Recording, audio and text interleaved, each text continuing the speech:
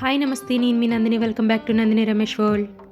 ఎప్పుడూ ఒకేలా కాకుండా చపాతీ ఇలా ట్రై చేయండి, సూపర్ టేస్టీగా ఉంటాయి. ఇలా కలర్ఫుల్గా కనిపించడంతో పిల్లలు కూడా చాలా ఇష్టపడి తింటారు.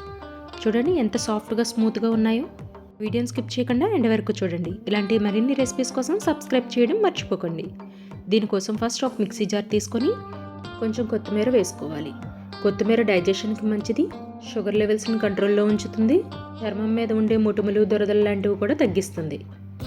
ఇందులో నేను 4 స్పూన్స్ కర్డ్ వేసుకుంటున్నాను. ఇది మెత్తగా గ్రైండ్ చేసుకోవాలి. ఇలా పేస్ట్లా చేసుకొని పక్కన పెట్టుకోండి. ఇప్పుడు నేను 1 కప్పు గోధుమ పిండి వేసుకుంటున్నాను. ఇందులోనే కొంచెం టేస్ట్కి సరిపడినంతగా సాల్ట్. ఆల్రెడీ మనం గ్రైండ్ చేసి పెట్టుకున్న కొత్తిమీర పెరుగు పేస్ట్ నాకు 1/2 కప్పు వరకు వచ్చింది. 1 కప్పు గోధుమ పిండికి ఈ 1/2 కప్ కొత్తిమీర పేస్ట్ కరెక్ట్గా సరిపోతుంది.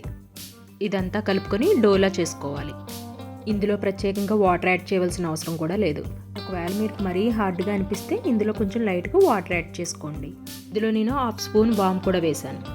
ఇదంతా కలుపుకొని డోలా ప్రిపేర్ చేసుకోవాలి. చూడండి ఇలా సరిపోతుంది. ఇప్పుడు వీటిని చిన్న చిన్న బాల్స్ కింద చేసుకోవాలి.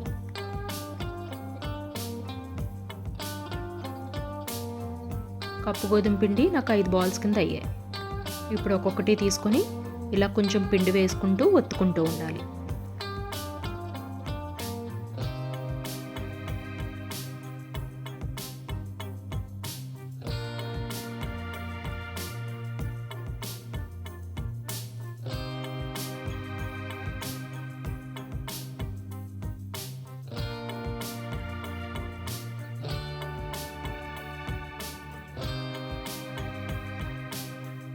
చపాతీ చేసేటప్పుడు ఇలా కట్ చేసుకొని ఫోల్డ్ చేయడంతో చపాతీ లేయర్స్గా వస్తుంది.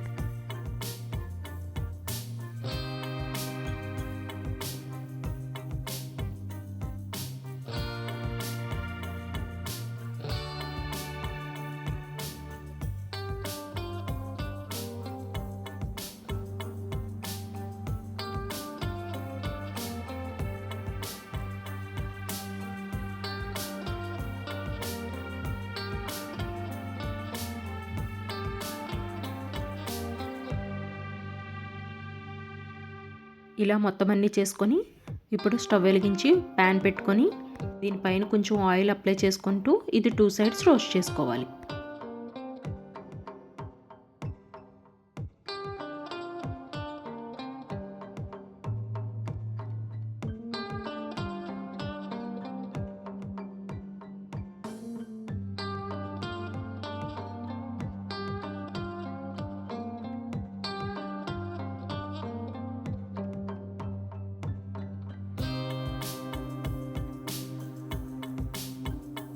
చూడండి మనకి ఎంతో టేస్టీ అయిన కొత్తిమీరతో చేసిన ఈ చపాతీలు రెడీ అయిపోయాయి.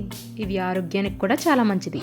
రెసిపీ మీకు కూడా నచ్చితే ట్రై చేసి ఎలా వచ్చిందన్న కామెంట్ చేయండి.